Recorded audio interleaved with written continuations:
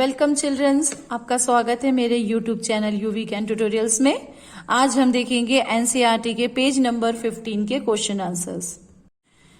Okay बच्चों, तो हमारा एनसीईआरटी पेज नंबर 15 का क्वेश्चन नंबर है आपका 6। ठीक है, क्वेश्चन नंबर 6। इसमें कह रहे हैं balance the following chemical equations. हमारे पास इक्वेशंस दी हुई है, इसको हमको बैलेंस करना है। तो फर्स्ट इक्वेशन है आपकी HNO3 plus CaOH whole twice. इसको हम क्या पढ़ेंगे, क्या बोलेंगे? Nitric acid plus calcium hydroxide. तो यहां हमारा क्या बन गया? Calcium nitrate plus water. तो हमें रिएक्टेंट में नंबर ऑफ एटम्स यानी कि नंबर ऑफ एलिमेंट्स, रिएक्टेंट में नंबर ऑफ एलिमेंट्स और प्रोडक्ट में भी नंबर ऑफ एलिमेंट्स को हमें सेम करना है। ये बैलेंस होता है। तो यहां पर हाइड्रोजन 1 है और प्रोडक्ट में हाइड्रोजन 2 है, तो हमने यहां पर क्या कर दिया? 2 कर दिया। ठीक है, तो यहां पर क्या हो गया? आपका प्रोडक्ट में भी 2 हो गया और इसमें भी 2 हो गया और यहां पर भी देखो 2 है। ठीक है, हाइड्रोजन 2, हाइड्रोजन 2, हाइड्रोजन 2। तो यहां पर ऑक्सीजन भी 2 है। अभी हम किसको देखेंगे? पहले हाइड्रोजन एंड ऑक्सीजन को देख रहे हैं। तो हमने हाइड्रोजन को देखा तो 2 + 2 4 हो गया है, लेकिन यहाँ हाइड्रोजन 2 है तो हमको ऑक्सीजन भी 2 है, इसलिए इसको 2 करने के लिए सामने 2 लगा देंगे तो ऑक्सीजन भी 2 हो गई। ठीक है ना? तो अब क्या हो जाएगा? हाइड्रोजन और ऑक्सीजन आपकी बैलेंस हो गई है।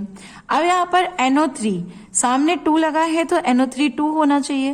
तो यहां भी देखिए अंडर ब्रैकेट यहां पर भी बना हुआ है NO3 2, तो दैट मीन्स NO3 भी बैलेंस हो गया। देन अब आप बारी आ गई कैल्शियम की। कैल्शियम 1 तो कैल्शियम भी 1 है। फिर इसी में सेकंड है NaOH प्लस H2SO4। तो sodium hydroxide plus sulphuric acid give rise to sodium sulphate plus water.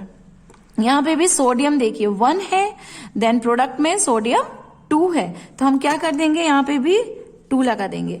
तो सोडियम तो 2 हो गया, बैलेंस हो गया। लेकिन O कितने हैं यहां पर? O यहां पर 1 है, यहां पर 2 है, सामने 2 लगाए और यहां पर 1 है, तो हमको इसको बैलेंस करने के लिए भी सामने 2 लगाना पड़ जाएगा। ठीक है, तो अब हमारा टोटल अब क्या हो गया? Sodium 2, sodium 2, oxygen 2, oxygen 2। अब यहाँ हाइड्रोजन, हाइड्रोजन कितने हैं? सामने 2 है तो 2 हाइड्रोजन प्लस 2, तो 2 + 2 4 और यहाँ पे भी हाइड्रोजन 2 × 2 = 4। यहाँ प्लस लगा है बच्चों, इसलिए हम दूसरे नंबर्स के साथ में जब लेते हैं तो इसको प्लस करते हैं, लेकिन यहाँ प्लस नहीं है तो हम यहाँ पे मल्टीप्लाई करते हैं। 2 × 2 = 4 और यहाँ पे देखिए 2, यह हाइड्रोजन 2 प्लस का साइन है इसलिए प्लस हाइड्रोजन 2, तो 2 + 2 4 हाइड्रोजन और यहाँ पे 2 × 2 = 4। क्लियर? अब हमारे पास आ गया सल्फेट SO4। SO4 1 है, SO4 1 है, तो सेकंड इक्वेशन भी हमारी बैलेंस हो गई। अब थर्ड है sodium chloride plus silver nitrate. तो हमारी बन गई silver chloride plus sodium nitrate. ठीक है, तो यहां देखिए sodium 1, sodium 1, chlorine 1, chlorine 1, silver 1, silver 1, nitrate 1, nitrate 1। तो ये पहले से ही कंप्लीटली बैलेंस्ड है। फोर्थ वन इक्वेशन है आपकी barium chloride BaCl2 plus H2SO4 sulphuric acid. तो हमारा यहाँ पे क्या बन रहा है कि BaSO4 प्लस HCl। ठीक है, तो BA1 Cl2, बट यहाँ Cl1 है तो हम यहाँ क्या कर देंगे? 2 लगा देंगे, तो Cl भी 2 हो गया। देन H2, हाइड्रोजन के सामने भी 2 लगा है तो H2, सल्फेट 1, सल्फेट 1। तो हमारा ये इक्वेशन भी बैलेंस हो गया। अब हमारा क्वेश्चन नंबर 7 है right the balanced chemical equation for the following reaction. Same condition है, अब हमको फिगर्स में दिया, हमें वर्ड्स में करना है। तो हमें क्या हो जाएगा कि आपको ये जो दिया हुआ है इक्वेशन हमें बनाना है, देन इसको बैलेंस करना है। तो यहाँ पे बोल रहा है calcium hydroxide plus carbon dioxide क्या हो जाएगा? Calcium hydroxide plus carbon dioxide क्या बना रहा है वो? Calcium carbonate CaCO3 plus H2O। तो हमने इसके नेम के अकॉर्डिंग फॉर्मूला तो लिख लिया, अब हमें ये देखना है कि ये बैलेंस्ड है कि नहीं है। तो calcium 1 OH that means O भी 2 है ना, O2 है और यहां भी प्लस कर लेंगे रिएक्टेंट साइड O2, तो 2 + 2 4 ऑक्सीजन होना चाहिए, तो यहां पर ऑक्सीजन 3 + 1 4 है। Then hydrogen 2 C1 that means ये इक्वेशन बैलेंस्ड है। अब हमारे को कह रहे हैं वो zinc Zn plus silver nitrate AgNO3, ठीक है, इसमें क्या प्रोडक्ट बन रहा है हमारा, जिंक नाइट्रेट ZnNO3 का होल ट्वाइस और प्लस Ag बाहर हो गया आपका, ठीक है। तो हमको यहां पर बैलेंस करना है, तो zinc 1 silver 1 NO3 1 but NO3 is 2, यहां पे 2 आ गया है, तो हमें क्या करना होगा, सामने 2 लगाना होगा। तो NO3 को 2 सॉरी यहां पे 2 नहीं लगाना है, हमें यहां पर 2 लगाना होगा। NO3 के सामने यहां पर नीचे 2 लिखा हुआ है, तो हमको यहां पे भी सामने 2 लगाना है। तो NO3 2 करने के लिए देखिए हमारे पास सिल्वर भी 2 हो गया है, तो हम सिल्वर के सामने भी 2 लगा देंगे, तो हमारी ये इक्वेशन भी बैलेंस्ड हो गई। अब हमारी नेक्स्ट इक्वेशन है 3rd नंबर, एल्यूमिनियम, क्या कह रहे हैं, aluminium plus copper chloride CuCl2, ठीक है ना, एल्यूमिनियम प्लस कॉपर क्लोराइड, तो हमारा यहां क्या बन गया, aluminium chloride AlCl3 plus Cu, copper बाहर हो गया।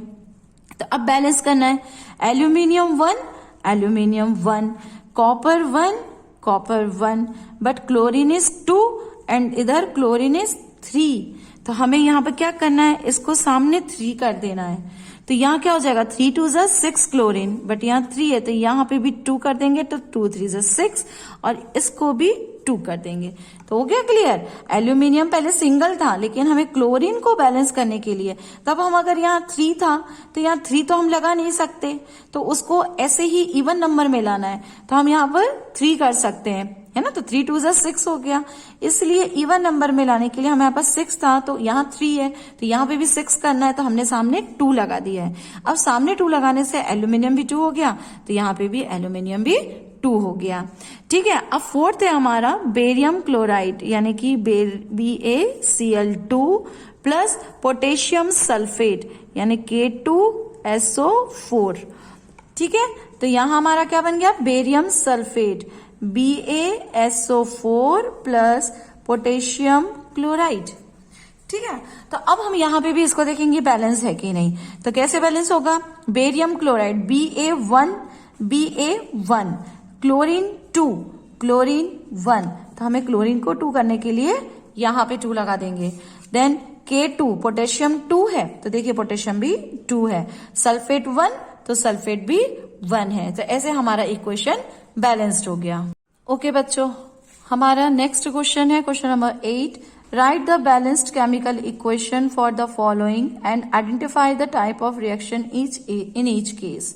मीन्स हमें इन इक्वेशंस को बैलेंस्ड करना है और हमें कौन से इक्वेशन हो रहा है ये, है ना, किस टाइप का इक्वेशन है हमको ये भी बताना है। तो फर्स्ट हमारा एग्जाम्पल है potassium bromide plus barium iodide give rise to potassium iodide plus barium bromide, ठीक है। तो हमने यहाँ फॉर्मूला बना लिया KBr plus BaI2 KI plus BaBr2।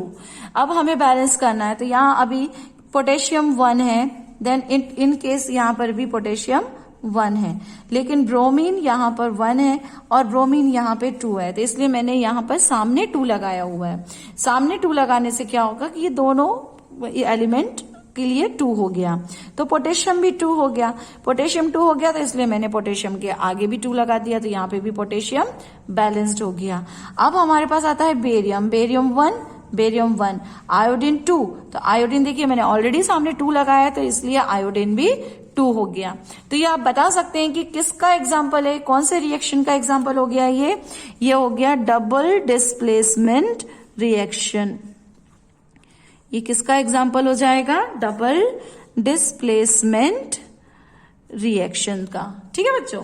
अब है हमारा नेक्स्ट क्वेश्चन है जिंक कार्बोनेट जिसको हम गिव राइज टू लिखेंगे, तो यहाँ क्या हो जाएगा, zinc oxide plus carbon dioxide, क्या बन रहा है, ZnO प्लस CO2, ठीक है, तो कैसा हुआ, जिंक 1 है तो जिंक 1 है, बट C1 है, C1 है, ऑक्सीजन 3 है, ऑक्सीजन भी 3 है, तो ये कंप्लीटली बैलेंस्ड है। तो हमारा फॉर्मूला क्या हो जाएगा इसमें, हमारा मतलब सॉरी फॉर्मूला तो हमारा ये बन गया आपका, जिंक कार्बोनेट डिकम्पोज हो रहा है अपने कंस्टिट्यूएंट्स में, तो ऑब्वियसली ये कौन सा रिएक्शन हो जाएगा, डिकम्पोजिशन रिएक्शन। ठीक है, ये कौन सा रिएक्शन हो जाएगा, डिकम्पोजिशन रिएक्शन। अब हमारा आ जाता है नेक्स्ट क्वेश्चन है, इसी में थर्ड पॉइंट है, हाइड्रोजन प्लस क्लोरीन मीन्स क्या हो जाएगा, H2 प्लस Cl2, दोनों गैस है इसलिए हम उसकी एटॉमिक नंबर 2 ही लिखेंगे। ठीक है, H2 प्लस Cl2, तो यहाँ क्या बन जाए, HCl, हाइड्रोजन क्लोराइड। तो हमें बैलेंस करना है, हाइड्रोजन 2 है तो यहाँ पे भी हाइड्रोजन 2 कर देंगे, और क्लोरीन 2, तो देखिए क्लोरीन सामने 2 है, तो ये कौन सा रिएक्शन हो गया, यहाँ पे कंबाइन हो रहे हैं, 2 एलिमेंट्स कंबाइन होके न्यू प्रोडक्ट फॉर्म कर रहे हैं, तो ये कौन सा रिएक्शन हो जाएगा हमारा, कॉम्बिनेशन रिएक्शन। ठीक है ना, कॉम्बिनेशन रिएक्शन। अब इसी का फोर्थ वन है हमारा, magnesium plus hydrochloric acid give rise to magnesium chloride plus hydrogen. ठीक है ना, तो यहां पे क्या बोल रहे हैं, मैग्नीशियम हाइड्रोक्लोरिक एसिड के साथ रिएक्ट करा तो क्या फॉर्म कर लिया, मैग्नीशियम क्लोराइड प्लस हाइड्रोजन। अब हमें बैलेंस करना है, मैग्नीशियम 1, हाइड्रोजन 1, बट इसमें क्या हो रहा है, हाइड्रोजन 2 है तो हमने सामने 2 लगा दिया, हाइड्रोजन 2 है तो क्लोरीन भी 2 हो गया, क्लोरीन 2 है, तो अब ये बैलेंस्ड हो गया इक्वेशन। तो आपको ये भी समझ आ गया कि इसमें सिंगल एलिमेंट डिस्प्लेस हो रहे हैं, तो ये किसका एग्जांपल हो जाएगा, सिंगल डिस्प्लेसमेंट रिएक्शन। ठीक है ना, सिंगल डिस्प्लेसमेंट रिएक्शन। अब हमारा नेक्स्ट क्वेश्चन है, question number 9, what is exothermic reaction and endothermic reaction, give example. तो एक्सोथर्मिक रिएक्शंस क्या होते हैं बच्चों, जिस रिएक्शन को कंप्लीट करने के लिए या रिएक्शन टेक्स प्लेस जब होता है, कंडक्ट जब होता है, तो उसमें से हीट निकलती है। ठीक है, हीट एनर्जी के फॉर्म में रिलीज होती है, तो उसको हम क्या कहते हैं, एक्सोथर्मिक रिएक्शन। देखिए मैंने यहाँ लिखा है, those reaction in which heat is evolve are known as exothermic reaction. तो एग्जाम्पल इसका है, burning of natural gas, simple natural gas यानी कि मीथेन, इथेन, प्रोपेन, ब्यूटेन, हम उनको बर्न करते हैं in the presence of oxygen, तो उसमें से हीट निकलती है ना। आपका यही नेचुरल गैस अपने घर में जो एलपीजी सिलेंडर होता है उसके अंदर भी नेचुरल गैस ही फील होती है, तो देखिए उसको बर्न करते हैं तो हीट निकलती है बाहर, तो ये आपका एक्सोथर्मिक रिएक्शन है।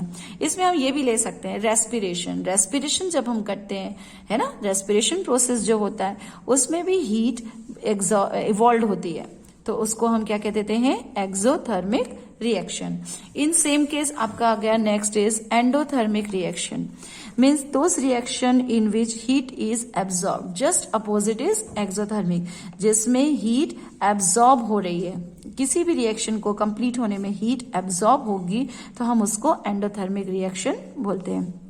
तो जैसे आपका नाइट्रोजन प्लस ऑक्सीजन, इसमें हीट एब्जॉर्ब होती है, तब जाकर के 2 molecules of nitrogen oxide form होता है। ऐसे ही डिकम्पोजिशन ऑफ कैल्शियम कार्बोनेट, इसका भी हम कर देते हैं, CaCO3 को हम हीट कर देते हैं, है ना, या हीट करते हैं तो डिकम्पोजिशन के थ्रू क्या हो जाता है, कैल्शियम ऑक्साइड और प्लस CO2 गैस बाहर निकल जाती है। तो इस तरीके से ये एक्सोथर्मिक एंड एंडोथर्मिक रिएक्शन हो गया। आई होप चिल्ड्रन आज का क्वेश्चंस आपको इजी वे में बहुत अच्छे से समझ आया होगा, तो प्लीज मेरे चैनल को सब्सक्राइब करिएगा। Thank you.